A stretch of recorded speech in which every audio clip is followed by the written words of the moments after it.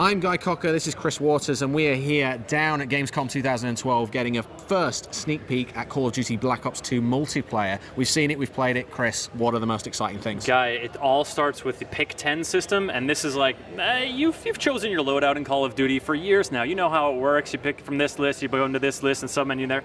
That's all out the window. It's now just a grid of primary weapon, secondary weapon, perks, attachments.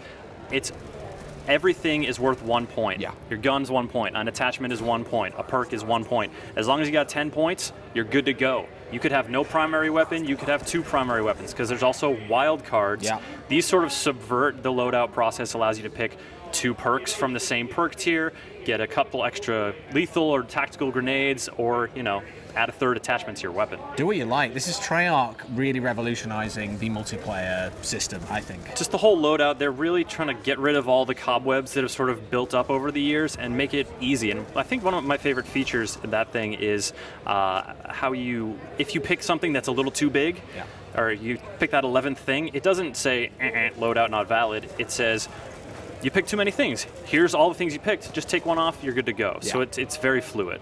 This is obviously Call of Duty set in the future, 2025. There's some cool gadgets in there. Tell us what we can expect. That's true. One of the big ones they're showing off is the Guardian, which is basically a big radar dish about the size of a man. It sits down and it is an area denial thing. It just creates this wave of heat that you can't stand in, and if you go in there you get kind of disoriented. Great for shutting down lanes, great for defending objectives, and that's one of my favorites. Yeah, it's pretty good. One of the big things that they were talking about, well actually, is again kind of refining what they had. Treyarch are going to have 55 levels you can get through and then 10 prestige, and they say that's 55 levels, 24 hours of play for if you're one of the good guys at the game, and you go from there. What do you think? Is that realistic? Well, I think that certainly gonna have to put in some work to get to level 55. I think so as well. They're being a little casual about it, but I think the interesting thing here is the difference between experience and your score streaks.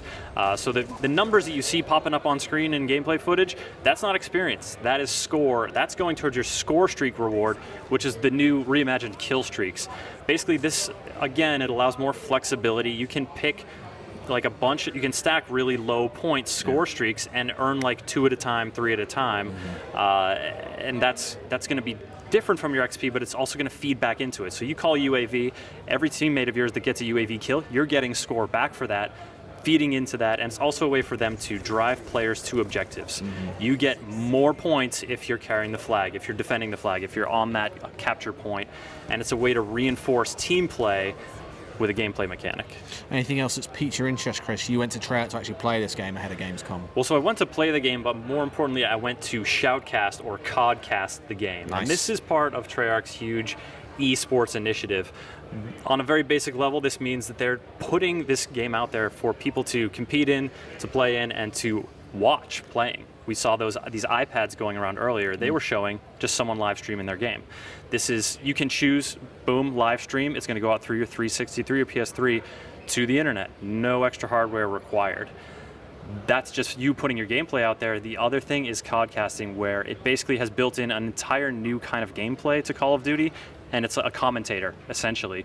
You don't play the game, but you're in the match. You can switch between every player's first-person view. You can pop out to the overhead map. You can see all sorts of information on how the game is going, and really build in and sort of build a narrative about the game, or just ham it up if you want.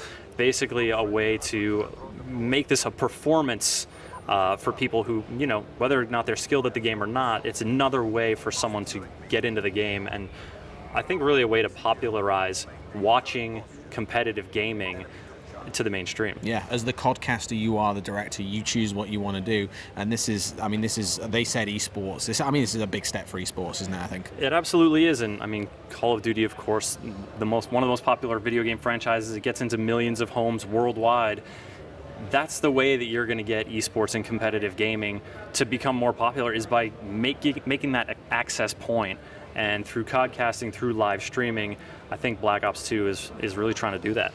All right, thanks, Chris. That's just some of the stuff you can expect from Call of Duty Black Ops 2. We got the full rundown available on GameSpot.com, so if you want to find out more about the game, head over there.